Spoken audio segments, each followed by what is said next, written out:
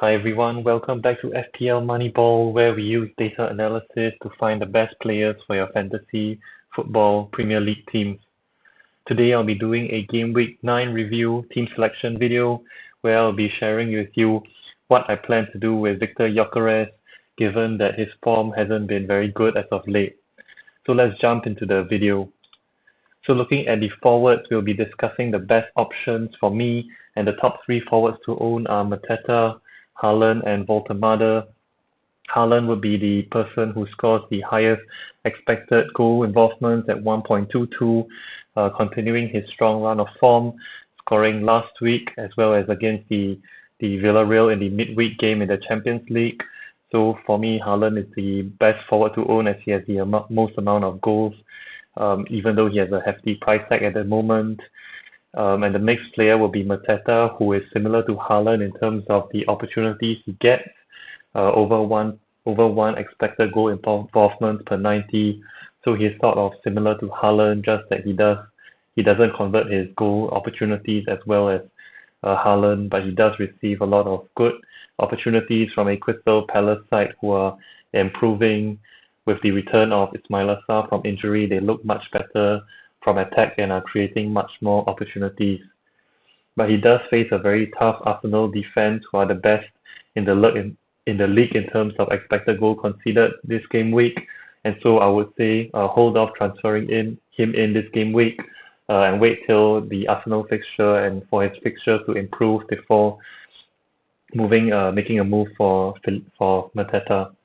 The last forward to own for me, in my opinion, would be Voltemade from Newcastle, who has also scored a few goals already this season.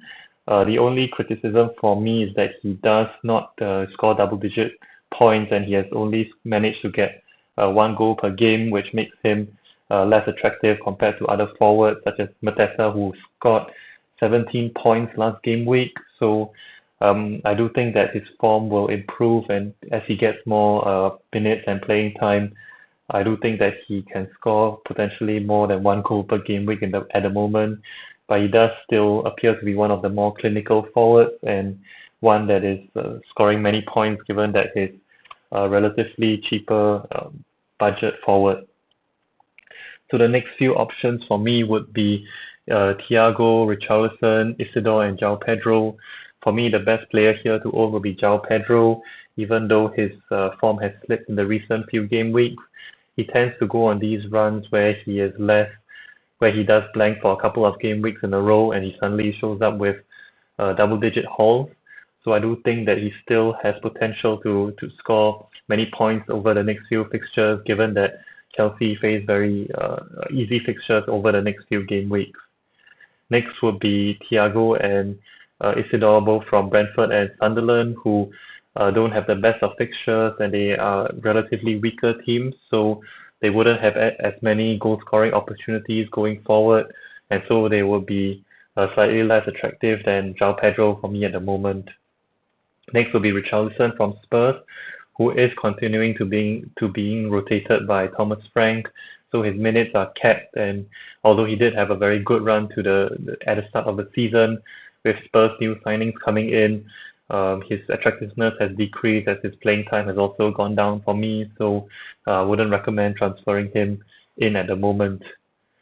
So next will be Ekitike from Liverpool, and lastly Gyökeres from Arsenal. So Ekitike did also have a very strong start to the season until Liverpool made their Isak signing, and his minutes have started to gone down over the recent game weeks.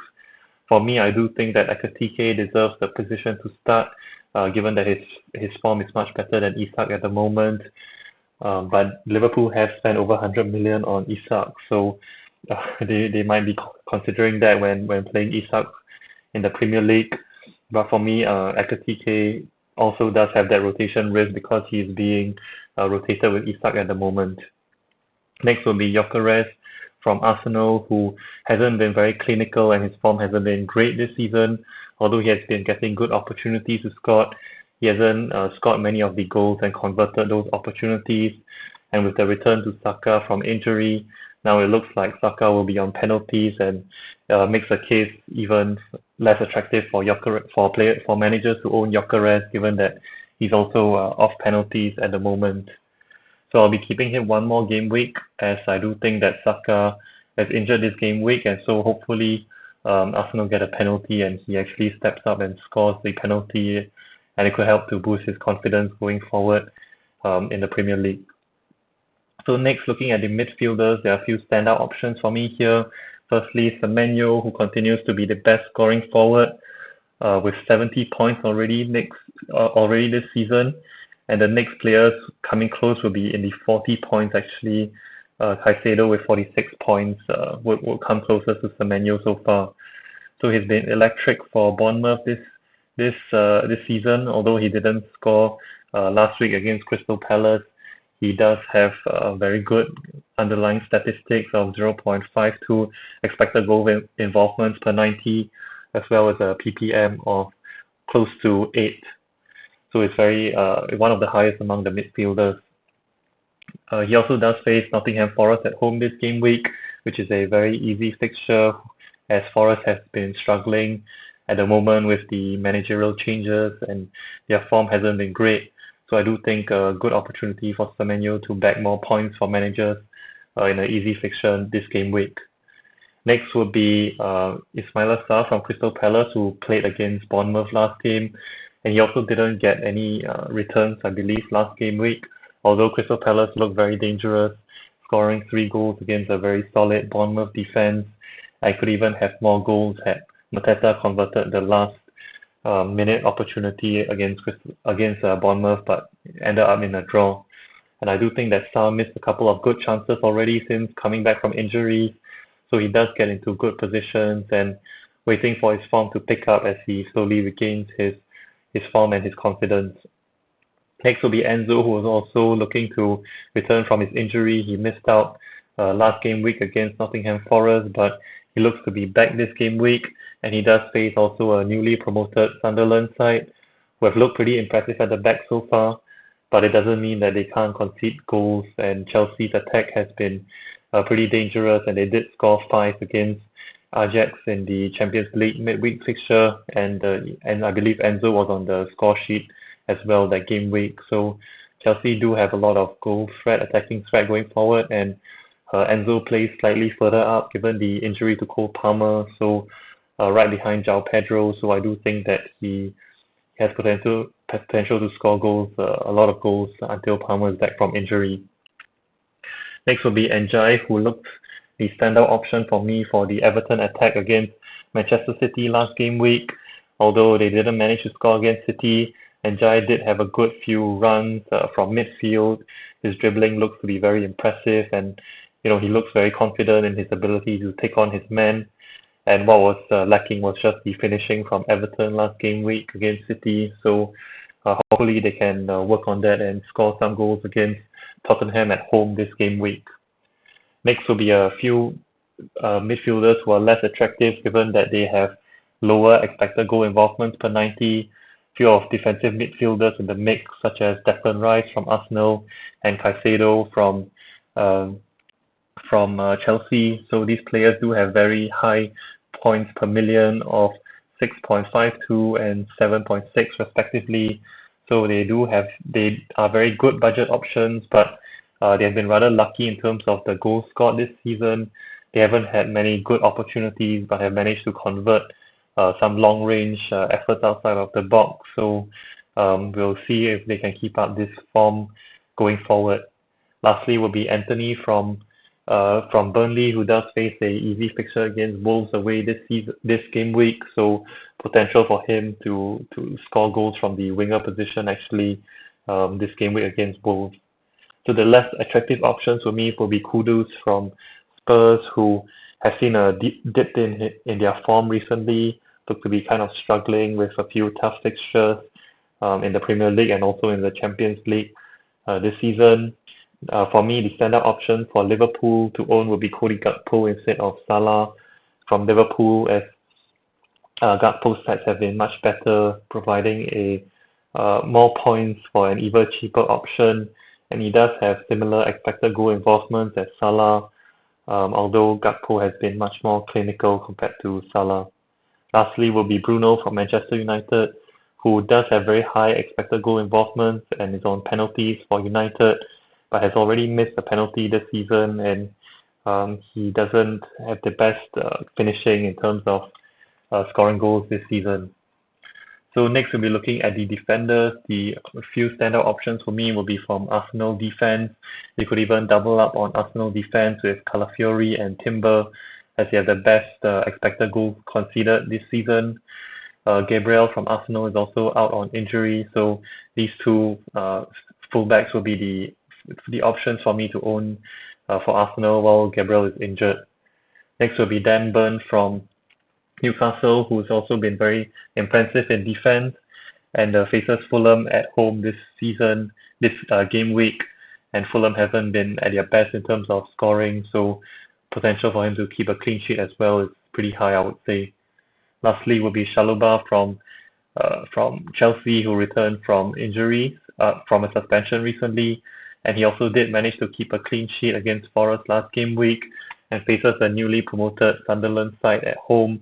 So given that these defenders do have home fixtures this game week, I would say the potential for clean sheets will be pretty high, and would recommend even starting a few of them in defense, which I'll be sharing in my team selection later on. So slightly less attractive options will be Senesi from Bournemouth, Gehi from Crystal Palace, and Alderete from Sunderland, who is out injured until November. Senesi and Gehi played each other in the 3-3 draw last game week, so they did concede a few expected goals, which saw their expected goals conceded rise this game week, making them slightly less attractive options, but they are still better comparatively compared to other defenses such as Liverpool, Everton, and Spurs defenses, who have seen recent dips in form in the recent few game weeks. Lastly, taking a look at the goalkeepers, two standout options will be Pope for about 5.2 million, as well as Royce from Sunderland, costing 4.6 million. Pope faces Fulham at home, and Royce faces Chelsea away. So if you have both of them, I would recommend starting Pope against Fulham at home.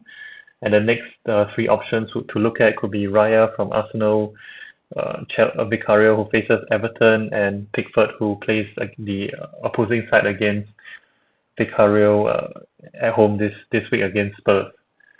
So this is my Game Week 9 team selection. I've opted for a 4 at the back, with all my defenders playing home fixtures. Arsenal face Crystal Palace, Bournemouth face Nottingham Forest, and Chelsea face Sunderland. So I do have quite a few overlaps in my team in terms of the players from the same teams. In midfield, I also do have Sarr from Crystal Palace, Enzo from Sunderland, and Semenyo from Nottingham Forest. And lastly, in attack, I'm sticking with Gyökeres for one last game week against Crystal Palace at home. João Pedro, who has been sporadic and potentially could end up scoring double digits for me, or could end up blanking as well. I don't know, so I'll still continue holding on to him. And lastly, my captain, Haaland from Aston Villa, who plays Aston Villa away and is a no-brainer for me to captain at the moment. Lastly, on my bench will be Dan Burn, who faces Fulham at home, Dango, who I'll be looking to transfer out possibly for Saka in the next few game weeks, and Jack Grealish, who is now available to play against Tottenham this game week after he missed out last game week due to a loan from Manchester City. So let's take a look at the Game Week 9 watch list. First player will be Danny Welbeck from Brighton, who had a slow start to the season, but who has come back on form recently, has scored a couple of goals. His expected goal involvement also pretty good at 0.7, and he does have a pretty decent points per million stats of 4.9. He does face also a relatively good run of fixtures against Leeds, Forest over the next few game weeks, so one to watch out for me. Next will be Saka, who appears to be injured this game week, and his form was picking up before he got injured. So I do think that he's more injury prone, so I'll wait to see whether to make a transfer in for him next game week, but keeping that in mind as well. And lastly will be Mbeumo from Manchester United. So that's it for the Game Week 9 team selection. Hope you enjoyed this video, and stay tuned and like and subscribe for my Gameweek 9 review later on.